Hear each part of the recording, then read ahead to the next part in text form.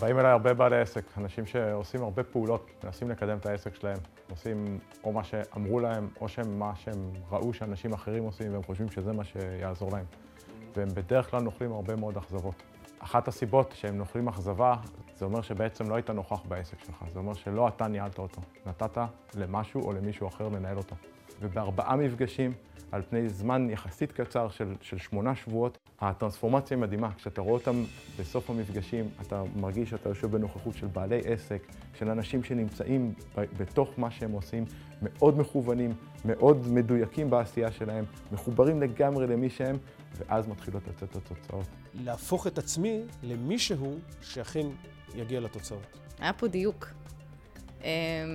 היה פה משהו אמיתי, פשוט. וזה עזר מעצם זה שהייתי צריכה להתחבר למה שאני באמת רוצה.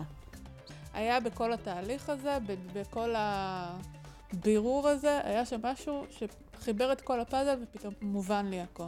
פיתחנו אפליקציה שמאפשרת לקחת את התוכן של תהליך ובעצם לתרגל אותו ביום-יום כדי לממש את ההישגים שלנו. לקחת את החלום הארטילאי הזה ולהפוך אותו קודם כל למשהו, איזשהו יעד ברור להשגה, יעד מדיד, שאני יכול בעוד חודש ועוד חצי שנה להסתכל ולהגיד, תכננתי כך, הגעתי קצת יותר, קצת פחות, אני יודע איפה אני נמצא, איך אני ממשיך הלאה.